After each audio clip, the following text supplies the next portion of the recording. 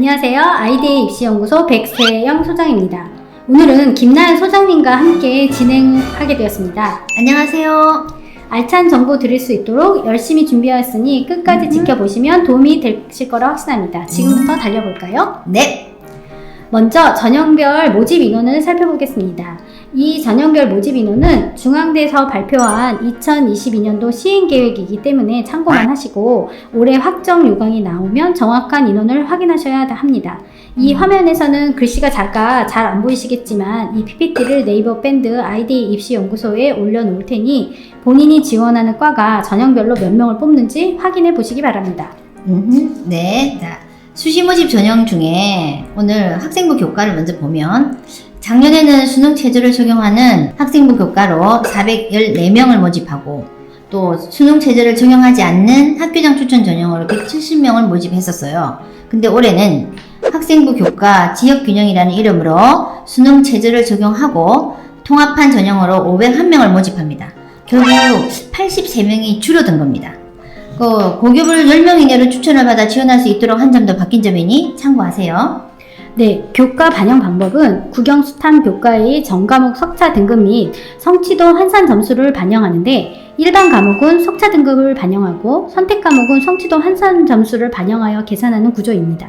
또한 학년별, 교과별 가중치가 없다는 것을 참고하셔야 됩니다. 참고하세요. 네. 없습니다. 네, 수능 최저를 살펴보시겠습니다. 수능 최저는 인문은 국영수탐 3개 영역 등급합 6 이내, 탐구 영역은 1개 과목을 반영하고요.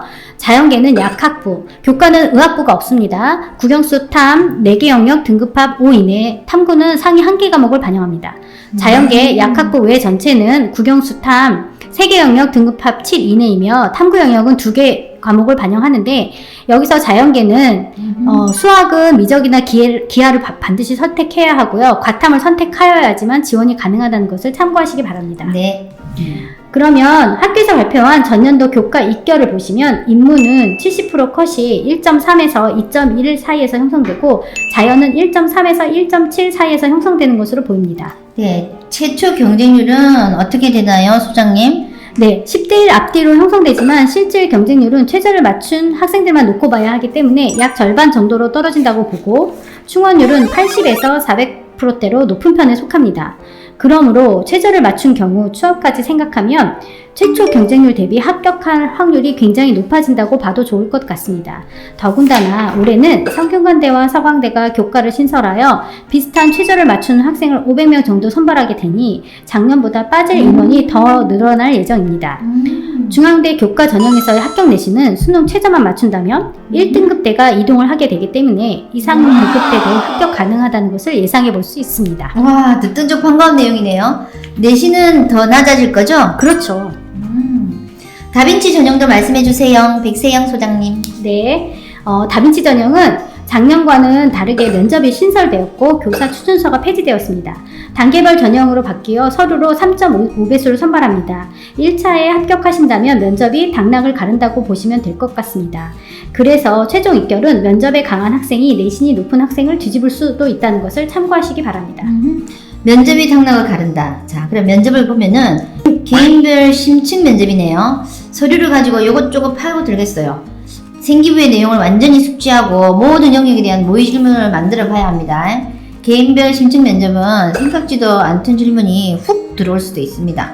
그러면 당황하지 말고 내 생기부에 있는 내용대로 찬찬히 대답하면 됩니다. 어차피 내 서류를 보면서 질문을 하시니까 말입니다. 그렇죠. 다빈치 전형의 서류평가 요소를 한번 살펴보겠습니다. 서류평가에서는 학업 역량 20%, 탐구 역량 20%, 통합 역량 20%, 발전 가능성 20%, 인성 20%를 반영한다고 말합니다. 골고루네요. 네, 뭐가 학업 역량이고 탐구 역량이고 통합 역량인지 궁금하시죠? 그래서 저희가 지금부터 알려드리겠습니다. 그렇죠, 소장님? 그러죠. 자, 일단 학교 홈페이지에서 말하고 있는 학업 역량은 쉽게 말하면 내신 성적입니다. 교과목의 석자 등급, 원점수, 평균, 표준 편차 등의 학업 능력 지표를 반영합니다. 네, 탐구 역량은 현실적으로 말씀드리면 본인이 학업 과정 중 진로에 관련된 심화 학습 또는 풍론문 활동을 선생님이 시키지도 않았는데 스스로 알아서 학교 수행평가 시간이나 진로 동아리 시간에 발표하거나 뭔가 계획을 세워 연구한 흔적을 생기부에 남겼는지 본인의 생기부를 확인해 보시면 될 것 같습니다. 우리 실학부에 선생님이 시키지도 않았는데 스스로 그렇게 준비하라는 말씀이시죠? 그렇죠. 다빈치 역량에서는 특별히 통합 역량을 말하고 있습니다. 중앙대학교에서 말하는 통합 역량이란 학교 교육의 다양한 영역에서 활동했는지, 공부만 하는 소극적인 학생이 아니라 매사에 적극적인 모습을 보였는지 보겠다는 거죠. 그것은 창치 활동을 보면 잘 드러나겠네요. 또 수상 경력을 봐도 알 수 있고 학생이 활동도 하면 더 유리하겠네요. 그에 따라서 우리가 내신도 특정 과목만 높은 것이 아니라 골고루 잘하는 학생이 통합 역량에서 좋은 점수를 받기에 유리하다고 볼 수 있습니다. 네, 그 다음 발전 가능성을 보시겠습니다. 발전 가능성은 공동체의 목표를 달성하기 위해 구성원의 화합과 단결을 이끌어가는 역량, 창조적이고 논리적인 사고로 공동체의 문제를 해결하는 능력이라고 학교에서 설명하고 있습니다. 이것을 가슴에 와닿게 다시 말씀드리면 자기 주도성과 리더십이 생기부에 표현되어 있는지, 또한 성적의 곡선이 상향을 이루는지 본인의 생기부를 살펴보시면 될 것 같습니다. 네, 가슴에 와닿습니다. 감사합니다. 네, 그러면 탐구 전형을 살펴보겠습니다. 탐구 전형에서는 수능 최저 학력 기준 없고요. 서류 평가로 100%를 뽑습니다. 그러니까 서류가 굉장히 중요하겠죠? 네. 네, 그래서 서류 평가 요소를 살펴보겠습니다. 네. 탐구 전형에서는 학업 역량 20%, 탐구 역량 30%, 전공 적합성 30%, 발전 가능성 10%, 인성 10%를 반영하고 있습니다. 네. 다빈치 전형에서 평가하는 비율은 다르지만 그중 다빈치 전형에서는 반영하지 않고 가장 중요하게 생각하는 것이 전공 적합성입니다.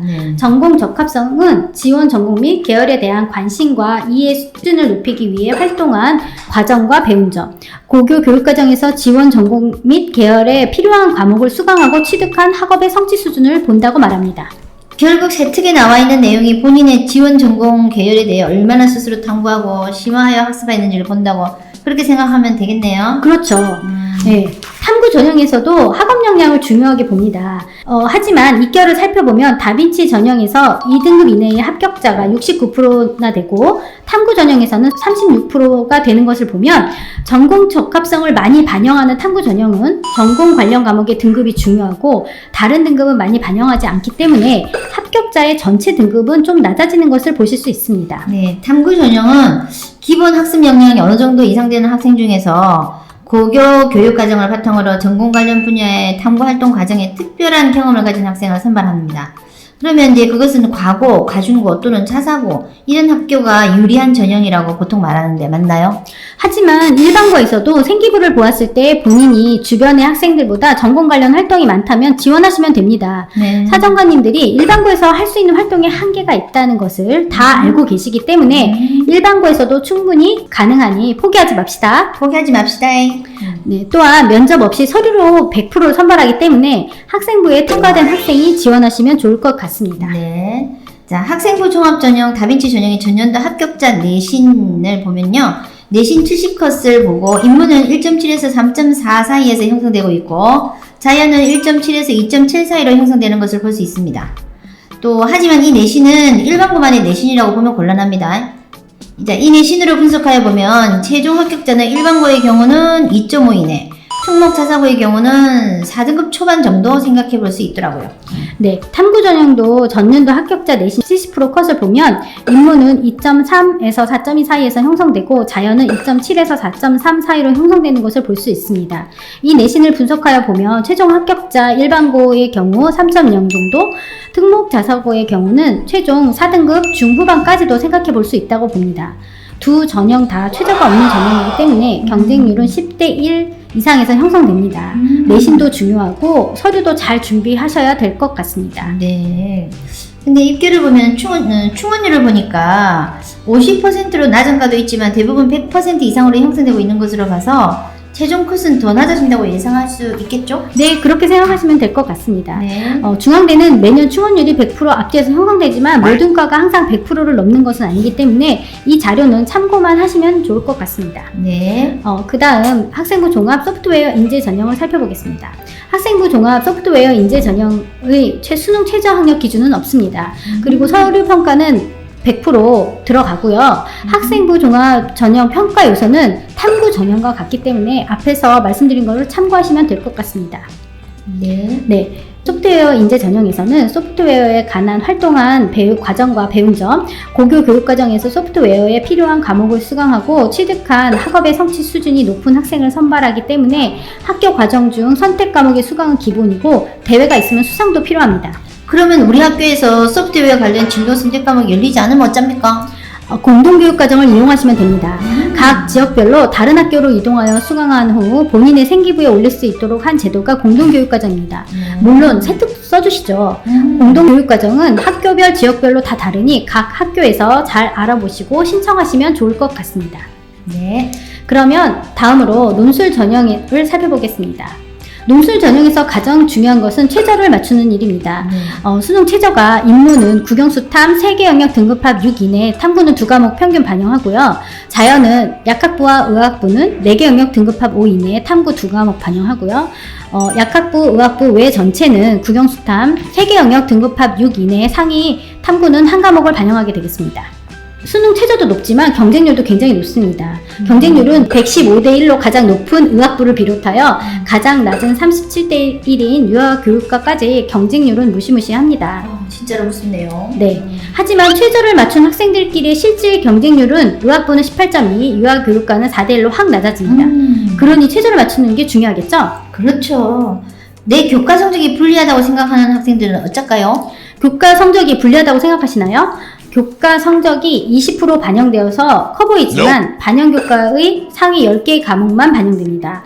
그러나 1에서 6등급까지는 각 등급 간 격차가 0.4이기 때문에 논술 성적이 높으면 한두 등급, 많게는 서너 등급도 뒤집을 수 있다는 결론이 나옵니다. 그렇기 때문에 내신이 불리하더라도 논술에 자신이 있으심 꼭 지원해 보시기 바랍니다. 그러면요, 당연하죠. 그런데 논술 전형에서는 추합이 거의 없다는 것도 잊으면 안 되겠죠? 네. 네, 추합을 기대하여 지원하는 것은 위험합니다. 지금까지 중앙대 수시 전형에 대해서 살펴보았는데 영상 끝까지 봐주신 분들 너무 감사합니다. 다음에 더 좋은 내용으로 찾아뵙겠습니다. 구독, 좋아요 부탁합니다. 감사합니다.